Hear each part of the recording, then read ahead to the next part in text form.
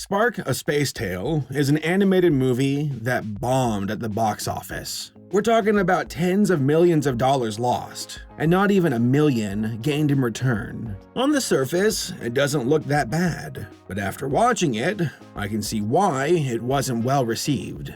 I just don't think you're old enough yet. I am 1,000 in roach years! That being said, I don't think the movie was terrible either, but many other people feel otherwise. They say that the character designs are ugly, that the animation was lazy, and that the story was crass and boring. Now, I can see where these people are coming from, but I find myself in more of a defensive position here. I think that there are some redeeming traits about this film, but I acknowledge that there are also quite a few bad things. Usually, I lean one way or the other whenever I review a film, but I find myself divided here. It's a unique situation for me, and I want to explore it further. Also, we got anthropomorphic characters at play here, and that's always fun to talk about. So, let's check it out. Okay, I know what you all are thinking. Let's go ahead and address the elephant in the room. Francine, happy birthday.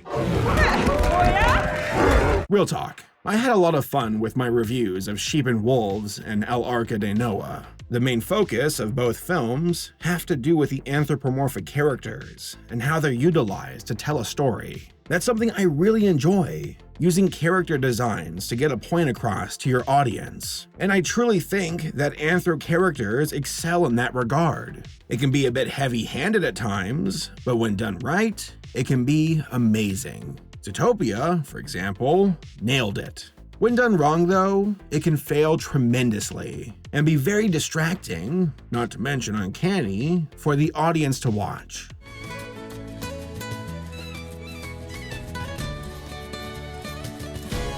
That being said, Spark: A Space Tale is caught between both worlds. Fun and cute character designs, lackluster special effects, solid voice acting, and bad pacing that severely slows down the flow of the movie. Good and bad.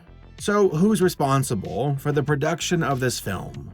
Well, quite a few companies from the looks of it, but the main one is Toonbox Entertainment. Founded in 2008, Toonbox is a Canadian animation studio that only has 3 films to its name: The Nut Job, Spark: A Space Tale, and The Nut Job 2. All of them have been poorly received on a critical level, and only one is considered a financial success, and even then, not by much. I've never seen Nut Job 1 or 2, but I have no desire to. Going with my gut here, I don't think I would really enjoy them. I feel bad for this studio. They don't seem to have a foot to stand on. At least Illumination and Blue Sky have a few ringers, but I don't see that with Toonbox. Now, to be fair, it hasn't been around for that long, and it is a smaller studio with an even smaller budget, but the results speak for themselves, and they're not saying that much. Don't ask. Spark was a massive failure for the studio and lost them tens of millions of dollars. From what I can tell, it cost them about $40 million to make, and they only made about $800,000 back. That is terrible. A big part of why it made so little was because it was only shown in a few hundred theaters. I'm not sure why this was the case, but it heavily impacted their profit. The advertising for it was also very weak, so that probably plays into why the movie failed on such a massive level.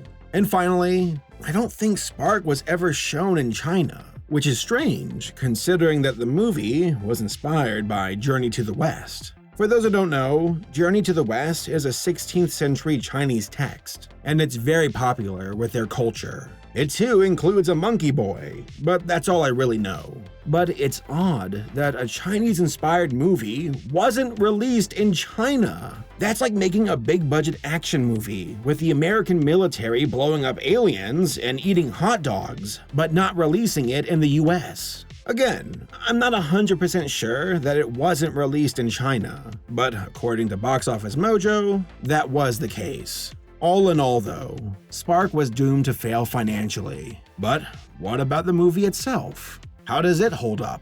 Royal Guard! The story's about a young monkey boy named Spark. Wow, what a stupid name. Who'd want to be called that?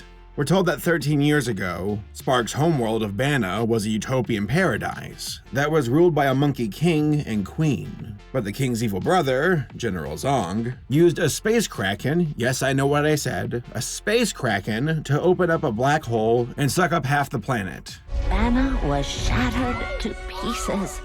The king and those loyal to him were sucked into the kraken slick, along with your parents. We're hitting the ground running here. Spark was one of the survivors from that terrible day, and now lives on one of the broken shards of his homeworld. Along with Spark, we have his two friends, Chunk and Vix. Chunk is the comic relief engineer of the group, while Vix is the no-nonsense fighter. They've been raising Spark in secrecy and hide themselves from the evil minions of Zong. You hungry now? 'Cause you just got served. Combat is focus, Spark. You have to find your center. Your body's just flailing all over the place. Zong comes across to me as an inferior version of Andros with a height complex. He holds the queen hostage and reveals that he found another space kraken, one that he will use to conquer the galaxy. I found another kraken finder. How? Well, let's just say 13 years of search minions, searching and minioning has finally paid off. Fortunately, Spark is an idiot child who runs off and steals a kraken locator for himself. He's earnest for adventure and decides to locate the kraken all on his own. Let's go find us a kraken! Banana Star, take us into deep space. Please push the on button. Oh, okay, got it. Thank you. Spark is your typical dumb kid character. He's young, he's restless, he is not a child anymore. He knows what he's doing, and he's ready to prove himself to everybody around him. And how does he do this? By finding the kraken and leading it straight back to General Zong.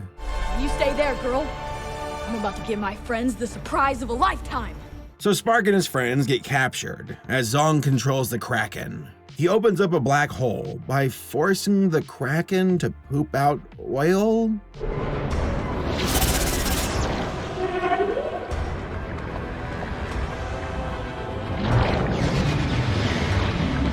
Okay. He then throws the good guys through the wormhole as they end up stranded on the other side. There, we meet Patrick Stewart. Yeah, he's in this movie, but we'll talk about that later. How'd you end up in a slick? I was thrown in. By who? His name was Zong. Zong? Turns out that the planet they're on is the same one that received all of the people who were sucked up 13 years ago. Also, why do these guys look like Union soldiers from the Civil War? Look, they got the hats and everything. We also learn that, plot twist, Spark is the son of the king and queen, and he must rise up to free his people from his evil uncle Zong. We even get a Star Wars moment, as Spark's dad goes full-on Force Ghost, and even gives his son a double-bladed lightsaber. Real quick, I do want to point out something that bothers me here. So the planet our characters are on is full of lightning that strikes the captain fairly often. It's kind of a running gag in the movie. But then we learn how Spark's father died. And guess what it was from? Lightning struck the water. He was the bravest, most selfless monkey I've ever known. He gave everything for his people. I don't even feel it anymore. See? It's nothing. Here's a writing tip. Don't have the cause of death of a serious character be the same thing that you use for comedic effect. It completely nullifies the serious moment you're trying to have with the characters. So by using a plot device, the good guys are able to create a wormhole and return back to Banna. A boring space fight happens, and General Zong is defeated. It's actually really awkward how it went down. He surrenders, but Spark orders to blow up the ship, even though I'm pretty sure that there were some innocent people on board. Zong apologizes, says he wants to kiss the queen, and then she punches him into a wormhole. close your eyes.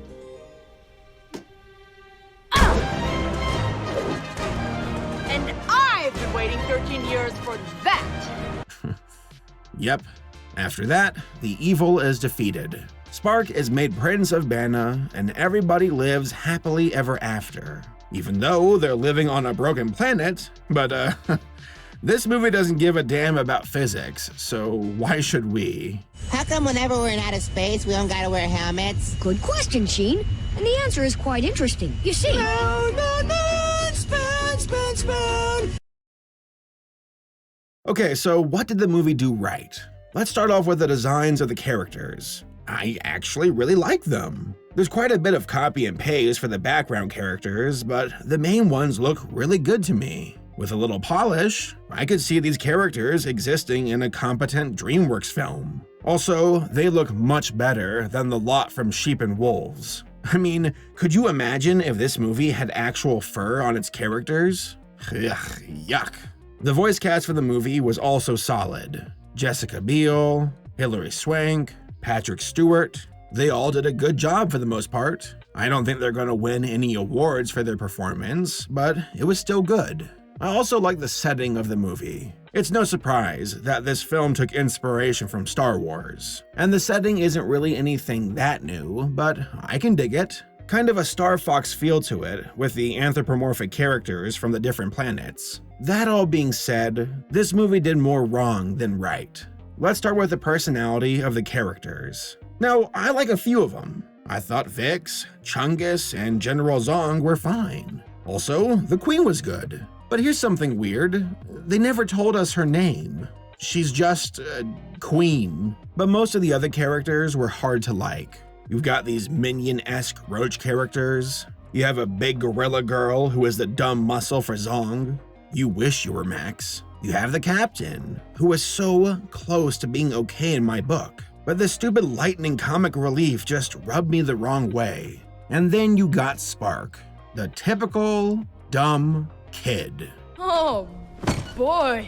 For a minute there, I thought we found the thing, and I was like, maybe this wasn't such a great idea after all. Movies are plagued with characters like this. Young, impatient, in over their head. And truth is, these characters can work out when done right. But Spark wasn't able to make the cut. His impulsive decisions screwed so many people over, and he was only able to make things right thanks to plot armor. His growth as a character did not feel genuine to me, and that really sucks when you're dealing with a main character. This also ties into the story, which has bad pacing and dialogue. I thought the first act moved along just fine, but the next two were so slow, especially the climax. We've been building up to this moment, and I couldn't care less. Also, the action itself is slow too. I mean, this is a space battle. It should not be boring. Hey, at least the ships look cool. Kind of reminds me of Warhammer 40k. I know I've been praising the character designs, but the rest of the visuals are lacking. The textures are bland, the lighting is lackluster, and the special effects aren't that great. It looks more like an in-game cutscene from a video game than an actual movie. Also, I can't stand these stupid slow motion shots. They can work in Kung Fu Panda, but not here. Lastly, the music. This movie has a bunch of pop songs that just don't work for me. I wish they would have done something more orchestral to go with the space theme, but no dice. We get trendy songs instead.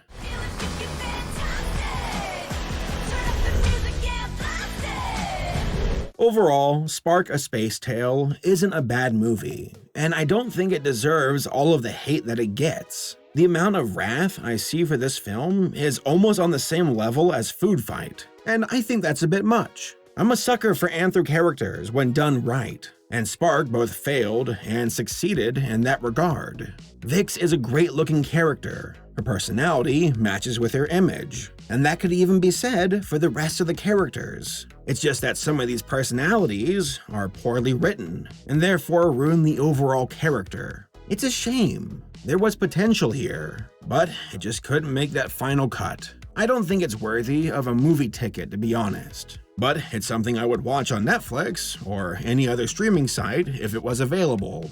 Oh, well, there you go. Give it a watch if you want, and let me know what you all think. Am I the only one who liked Vix? My gut says no. Not by a long shot. We weren't trained for this.